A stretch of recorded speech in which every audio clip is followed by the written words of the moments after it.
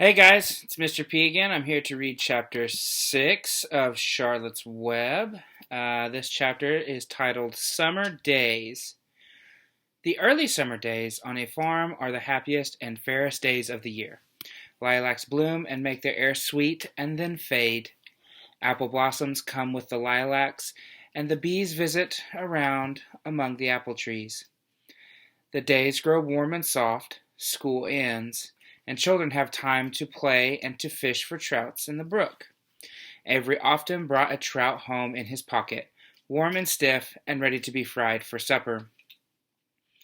Now that school was over, Fern visited the barn almost every day, to sit quietly on her stool. The animals treated her as an equal. The sheep lay calmly at her feet.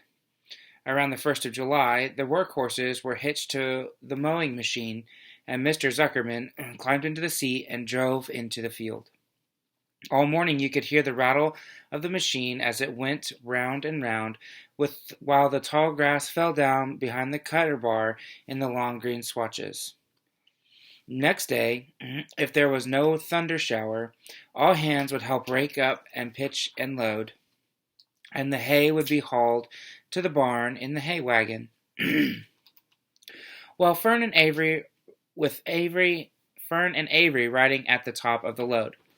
Then the hay would be hoisted, sweet and warm, into the big loft, until the whole barn seemed like a wonderful bed of timothy and clover. It was fine to jump in, and perfect to hide in, and sometimes Avery would find a little grass snake in the hay, and would add it to other things in his pocket. Early summer days are a jubilee time for birds. In the fields, around the house, in the barn, in the woods, in the swamp. Everywhere love and songs and nests and eggs. From the edge of the woods, the white-throated sparrow, which must come all the way from Boston, calls, "Oh, Peabody, Peabody, Peabody," on an apple bough. The phoebe teeters and wags its tail and says, "Phoebe, Phoebe." The song sparrow, who knows how brief and lovely life is, says, "Sweet, sweet, sweet interlude, sweet, sweet, sweet interlude." If you enter the barn, the swallows swoop down from their nests and scold. "Cheeky, cheeky," they say. In early summer there are plenty of things for a child to eat and drink and suck and chew. Dandelion stems are full of milk. Clover heads are loaded with nectar. The frigid air is full of ice-cold drinks. Everywhere you look is life. Even the little ball of spit on the weed stalk. If you poke it apart, it has a green worm inside. And on the underside of the leaf of the potato vine are the bright orange eggs of the potato bug.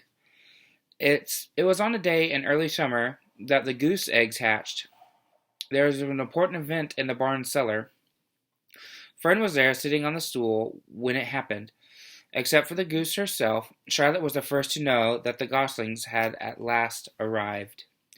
The goose knew a day in advance that they were coming. She could hear the weak voices calling from inside the egg. She knew that they were ready. They were in a desperately cramped position inside the shell and were most anxious to break through and get out. So she sat quite still and talked less than usual. When the first gosling poked its gray-green head through the goose's feathers and looked around, Charlotte spied it and made the announcement. "I am sure," she said, "that every one of us here will be gratified to learn that after 4 weeks of unremitting effort and patience on the part of our friend the goose, she now has something to show for it. The goslings have arrived. May I offer my sincere congratulations?" "Thank you, thank you, thank you," said the goose, nodding and bowing shamelessly. "Thank you," said the gander.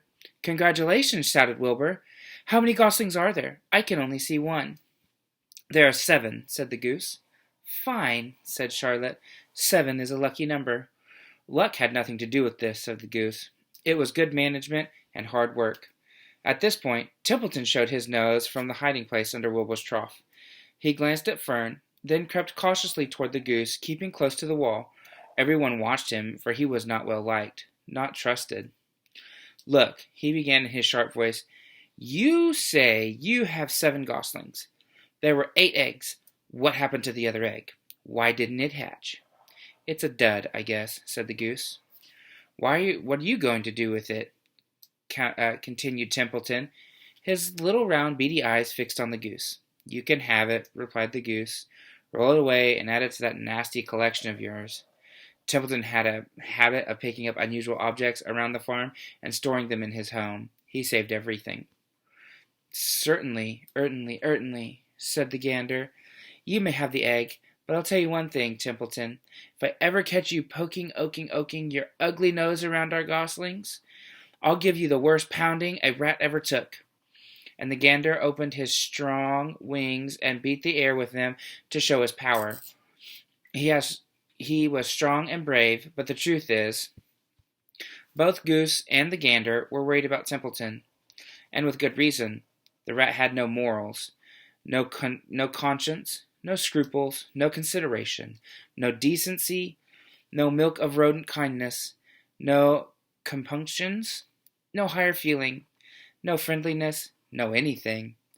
He would kill a gosling if he could get away with it. The goose knew that. Everybody knew that. With her broad bill, the goose pushed the unhatched egg out of her nest, and the entire company watched in disgust as the rat rolled it away. Even Wilbur, who could eat almost anything, was appalled. Imagine wanting a junky old rotten egg, he muttered. A rat is a rat, said Charlotte. She laughed, and a tinkling little laugh. But my friends, if that ancient egg ever breaks, this barn will be untenable. What does that mean? Asked Wilbur. It means nobody will be able to live here on account of the smell. A rotten egg is a regular stink bomb. I won't break it, snarled Templeton. I know what I'm doing. I handle stuff like this all the time. He disappeared into his tunnel, pushing the goose egg in front of him. He pushed and nudged till he succeeded in rolling it into his lair under the trough. That afternoon, when the wind had died down and the barnyard was quiet and warm, the gray goose led her 7 goslings off the nest and out into the world. Mr. Zuckerman spied them when he came with Wilbur's supper. Well, hello there, he said, smiling all over. Let's see, 1, 2, 3, 4, 5, 6, 7. 7 baby geese. Now isn't that lovely? That is the end of chapter 6. I will be reading chapter 7, and I will see you guys in that chapter. Have a good day.